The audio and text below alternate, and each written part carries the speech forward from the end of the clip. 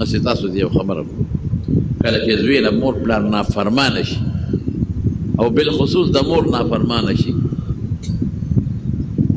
یو عالم لیکي وی دا ما په خپلو سترګو لیدلي چې یو ماشوم مور د کوره بار راویسته او لارې ته یې وشړه چې ځه ته روکېږه او دروازه یې ورته بنده کړه ماشوم راکوټ روانه یې کړه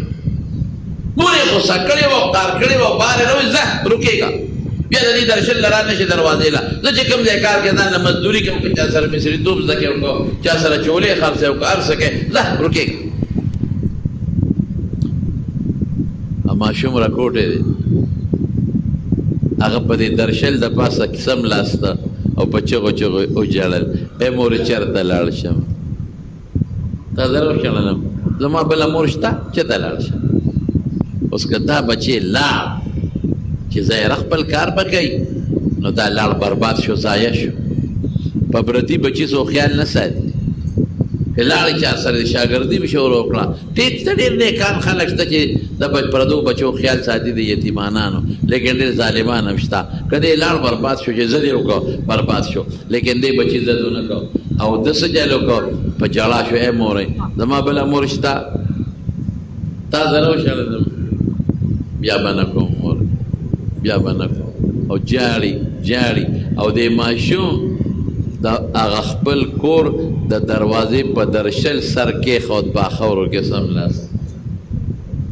او جاړي او په ژړا کې وایي مورې ما خفه کړې که نه مورې د ما بله مور شته کوم خوا لاړ شم مورې د ما بل کور بل در شته زه کوم خوا لاړ شم په دې ژړا کې دا ماشوم په هغه درشل د خپل کور وده شو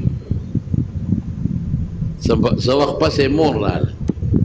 اوس یې بار ګوري یا بچی ګوري یا بل څه کار یې دی خو چې دروازه یې څنګه اوچته کړه ویې کتل نا ماشوم په خاورو کې لید پرېت پروت دی او په مخ یې د اوښکو قطارونه روان دي او سلګۍ والي دي او په ژړا کې وده دی نو د مور مینه بیا مینه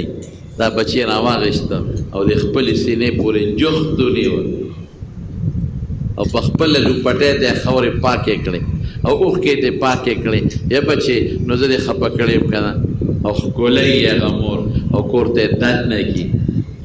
ویې لمبئ او خشته جامې ورته واچئ هغه ژړا د بچي سلګۍ او اوښکې د بچي مور کوم ځای برداشت کولی شي او سینې ته یې راجوخ کړي او بچې په مینه ورته وایي بیا مه کوه ښه بیا روانې مه کوه ښه بچې دا دې کور دې راځه او زه دې مور یم بچې او ښکلی یې جامې ورته اچي لمبه یې او په خپله لوپټه دې خاورې پاکوي په خدای قسم چې کوم بنده دا چل وکړه چې خدایه ته ما شړې زه بل خوا نه ځم خدایه د ما بل در نشته او رښتیا